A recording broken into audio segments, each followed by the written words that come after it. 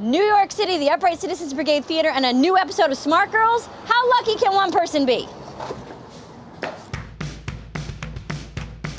Smart girls have more fun.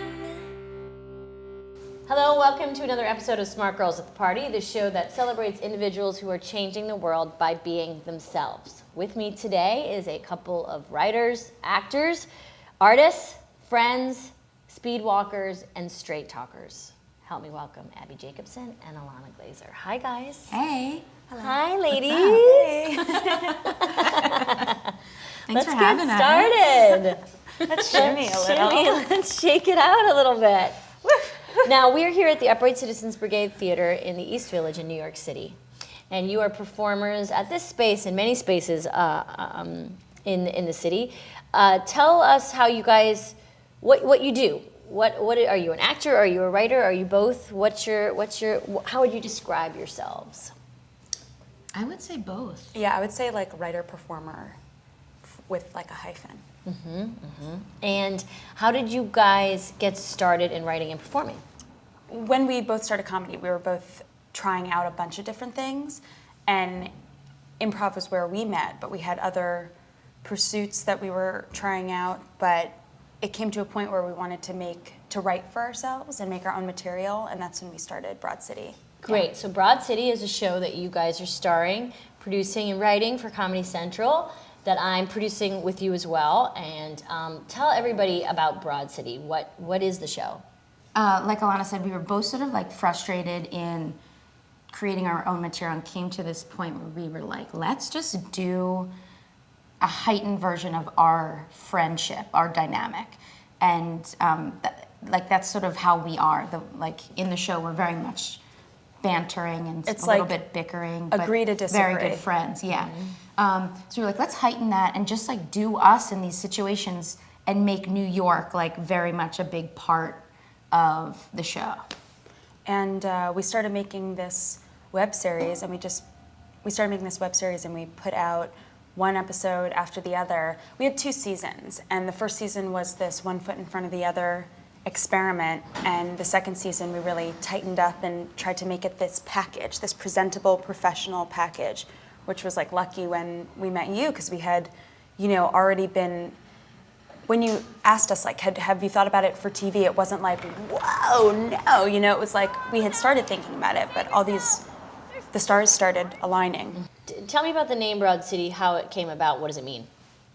We found the name in a Midtown Barnes & Noble. We used to write in coffee shops and bookstores, and we had this meeting one night after I worked in Midtown at the time. So Abbi met up with me at the bookstore, and I remember that Abbi said Broad City, and I was like, yes. And then she was like, what about this? What about this? And then we were like, no. Broad City. What about the word broad that you like? I like the double meaning, like broads, like old school broads, and also like it was so clear that it was starting. We had like written a lot of episode concepts at the time, and it was clear like that New York City was going to be a big part of it. So the Broad City and all the different stuff that happens there. I also feel like the word broad is like this full woman where she's like knows their stuff, knows who they are, knows what they want and their limits, and is like doing the best they can. Okay, so Broad City started as a web series. There's probably a lot of people, this show is on the web, the World Wide Web. There's probably a lot of people that want to create their own series, their own shows, their own content. Having done a series, what did you guys learn? What worked and what didn't? Okay, so one thing I will say, like one of the best parts about finding the UCB, finding Ilana through the UCB, and like a community like this is like we couldn't make this show by ourselves, even if we had developed a voice. Like there were so many people that we met in this community that like made the show with us, and I think that's where people get a lot. They're like, well, I don't know how to make this, but it's like, well, you don't have to make it all by yourself. Like you need the other people. And so I would say wherever you are, look if there's like a little pocket or a little community of people, like there's probably someone that wants to direct stuff, that is an editor, that doesn't necessarily want to be the writer or every part of it. This round of Smart Girls, we're celebrating the idea of the arts and how it's important and in what way it's important. And making art for art's sake is important, right? Why? I think it's like a tangible celebration of being alive, you know?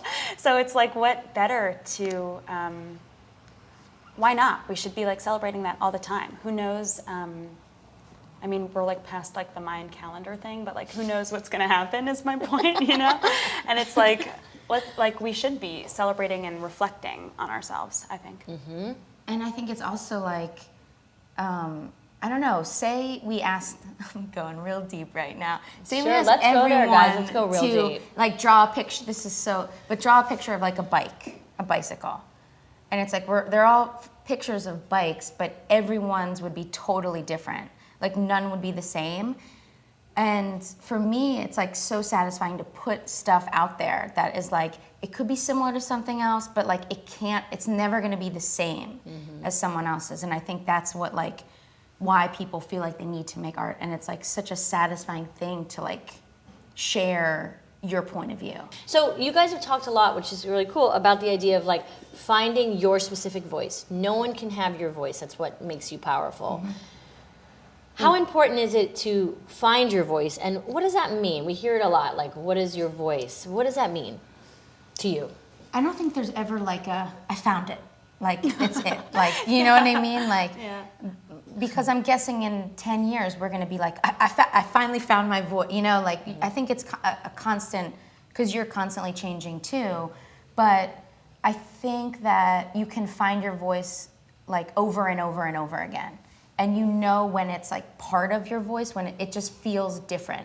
And I think you can tell by like how passionate you become about the project, and that sort of lets you feel like you're like it feels right, I think. And it's like finding your voice is your power, and also claiming your voice, knowing that you have a voice, not just like finding it and then being like, this is great, but also being like, this is what my voice is, this is what my brand is. That's powerful. That's harnessing the power and like shooting it back out the way you want it to be. And for us, it took, I think, both of us to find our own voices, like, because we'd been training at UCB for like 3 years maybe when we started doing Broad City. And I think we had both tried out improv, sketch, stand-ups, like character sketches and stuff, and felt like we had our own individual voices that could make this like larger voice. But then also throughout Broad City, we've each been continuing solo projects, and rather than feel competitive, we like inspire each other to keep, oh, you're writing a script, I should write a script, you know? And like, what's your project? You know, we've inspired each other to keep checking our own individual voices, which makes, I think, the Broad City voice stay sharp. So as we wrap up here, what advice would you guys give to people watching who want to do what you do, who want to create and write and produce comedy, and what would you say? What advice would you say to them? How do they get started? What would you say to do? Well, I would say no matter what it is that you do, aim for a goal so that you're giving yourself a direction. You don't have to go to that goal. Most of the time, I don't think people end up where they thought they would. But if you're moving towards something, then everything you do feels like it has purpose, and you don't have to be like, oh, that was a waste of time because that wasn't like the end product. It will be the end product, the end voice. And just like work on truly enjoying it. Forget the product. Work on truly enjoying it. That will inform the product and make it so fresh and real and tangible. I would say a lot of people sort of wait for someone else to tell them it's okay to like start doing something, or like, oh, I have to like be allowed to do this. And there's like, no, that's like it's like we create that, and it's like you just have to start. And what you said, it might not be the thing, but like that thing will lead to the next thing, and will lead to the next thing. So like no one's gonna give you permission. Or like you're always saying like no one really cares. So like, if you're rich and famous, nobody cares. so it's like you you have to care if you want that. But you have to be the artist if you want that. You have to be the whatever if you want that. But that's so refreshing too, because it's like, well, then it's like all within your power too. Totally. It's like, well, what do you want to do? So start, don't ask for permission, and be yourself. Yep. And it's very improv oriented. Don't think, just do. Just do it. You'll think about it later. Just Make stuff. do it. Play. Yeah. I love it. Well, we're going to end our interview like we end every interview with a very hard-hitting question. This question, we have a team of people who come up with these questions, 20 people working around the clock day and night to get these questions together. All these people. They're all- Yeah. That's why they're wow. here. I get it. And okay, Yeah. are you guys ready for this Yes. question? And you have to choose one. Okay. Okay? Would you rather be able to play the guitar like an amazing rock star or play the piano like Mozart? Piano. Piano, Rock guitar. guitar. Guitar. Meredith? I would say, well, Amadeus is my favorite movie, so I have to say I'd like to play piano like Mozart. What about you? This is a really hard one because to be able to play the piano beautifully, I think is like the ultimate. So classy and classic. The ultimate. But I want so desperately to be a rock star. To be, it's thought more you about were. the on stage. It's something about the audience. like on. You could have that kind of audience pedals, with your piano too. You could. But it feels, I don't know, I just love the guitar. It's so cool. Piano is very cool too. I would think you were a rock guitarist type. Thank you. Well, maybe I could play like a keytar. You're like, you have one don't hand do that, on each no. thing.